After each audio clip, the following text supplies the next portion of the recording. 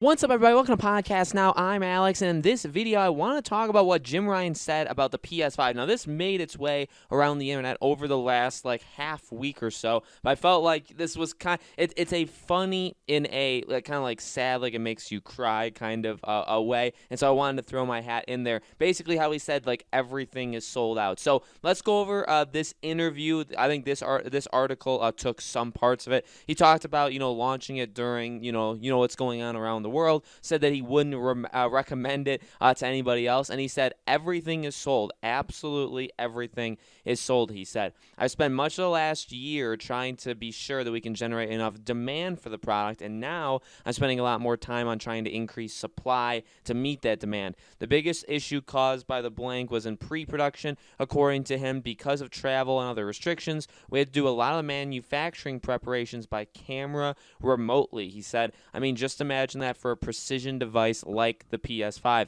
He expressed relief at the success of the console during this. He also said that basically it wouldn't have changed all them, which this is an interesting part, and I honestly do believe him. I don't think he's lying about this, but he talked about how, would anything change if people weren't stuck at home? The way we took it to market might have been a bit different, but the actual product would have been the same. We might have had a few more to sell, but not very many. The guys on the production manufacturing side have worked miracles. So basically what he's saying is, if this wasn't happening, they probably would have handled the lead up to it different, right? The promotion, all that stuff, probably with the way they handled the state of plays, right? Because a lot of people, I liked what they did in terms of their shows when they announced the PS5, the one also in September. I mean, they had two very, very good presentations kind of in place of E3. I would love to see them do another one. There's obviously, nobody's even brought up, the PlayStation experience, which at this point is several years removed from even, being a thing. But it would be nice to see another, virtual, online state of play in December or maybe in very early January, just to kind of walk us through, okay, maybe here's some things you missed from the PS5. Here's some, things like that. I think, honestly, I think I'll probably make a video on that because I do think that would make a lot of sense. I do think they'll probably end up doing that. So that's what he's talking about, that maybe those things would have been different, the lead up would have been different, but not the actual system. So look, I know there's many people that follow me, right? Whether it's this channel, whether it's the main channel, whether it's Twitter, right? That are still, I feel for you guys, and I've always said that. I always feel bad, and I know it always maybe lends to oh, I'm gloating, or I'm so lucky that I have the PS5. I mean, yeah, luck was a big part of it. I really, I don't think anybody who got the PS5 is more special than the other person. I mean, if they bought it off of a scalper for $3,000, they, I think, generally have more money. It's their money to spend. It was probably not the greatest idea in the world, but they did it. But besides that, to pre-order this thing and then to have gotten it day one, you had to be lucky, right? Because we talked about this with the switching PS5s for Nerf guns and for cat food and stuff like that.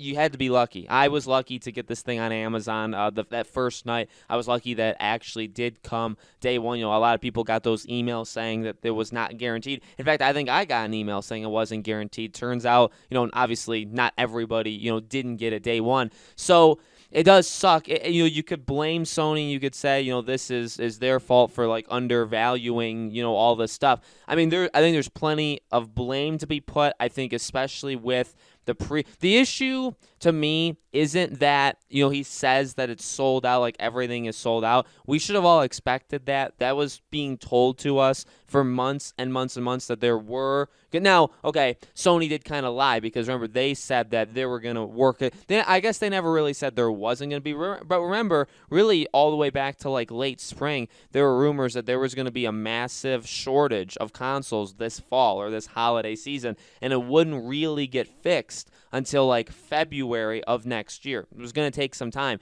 And again, the response from Microsoft and Sony wasn't really a yes or a no. It was more like, there's going to be issues. We're not going to say that there's not, but we're going to work as hard as we can to make sure that everybody that wants one is going to get one. That was kind of the message. So could they have handled that message better? Yeah. But at the same time, that I wouldn't necessarily say is their fault. Their fault, both PlayStation and Microsoft, both of their faults would lie in how they handled, I guess, the pre-orders. Now, again, there's nothing really they can do about it on third-party sites. So when you have the pre-orders on Walmart, Best Buy, Amazon, stuff like that, I mean, if it gets flooded by bots, that's their site. You know what I mean? That they have to handle things like that.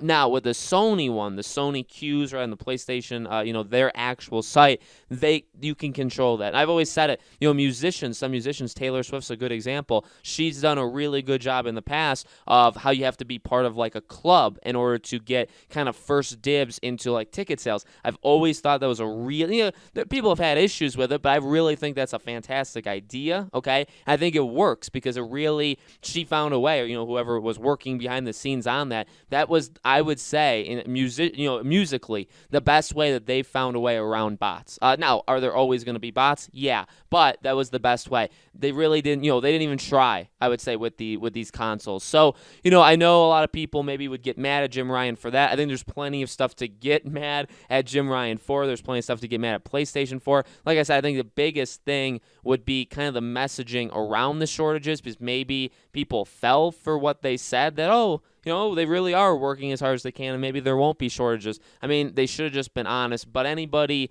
I would say, in the know, anybody that's really been paying attention, I think we all kind of expected that there would be shortages. The biggest thing is just how they handled the pre-order process just in general. There's nothing really, again, they could do when it comes to third parties, when it comes to, I do believe him that even if this stuff wasn't going on, the supplies are still limited, right? They're still not going to be able to make every single console under the sun. They're only going to be able to make so much. So I do believe him that, if this wasn't happening, maybe they'd be able to make a couple 100,000 more. I mean, which is a big number, but I'm just saying that. Maybe it's a couple 10,000, right? So, it is a larger group of people for sure that would still be able to get it, but it wouldn't be everybody, right? Like I said, even on my channel, on my stuff, which are not the biggest things in the world, I see huge amounts of people. I even did a poll, I think, on podcast now, asking people, like, are you trying to get it? Did you already get it? And there's a lot of people on that poll that are still trying. There's a lot of people on Twitter that we've gone back and forth and talked, and a lot of them don't have it. So, and that's just a small group, and then you make that a lot bigger, and I'm sure you're going to find lots of people that don't have it. So it definitely sucks. I understand that. Again, I consider myself lucky, which is, I know every time I bring up the fact that I have a PS5, I always get somebody that either jokes or doesn't joke about, me being, privileged or something stupid like that. If it's a joke, it's fine. If it's not a joke, then it's just stupid. But let me know in the comments below, guys. What do you think? Did you get a PS5? Are you still looking for one? What do you think about how they've handled the situation? Let me know. As always, make sure you guys are subscribed to this channel. Hit the bell icon so you guys know when all these videos go up. I do a brand new video every single day, including I will be doing one on Thanksgiving, so there will be another video tomorrow. I'm not going to record it tomorrow, but there'll be one tomorrow. So make sure you guys check back every day for that new video, okay? Thank you for watching, guys, and I'll see you on tomorrow's video.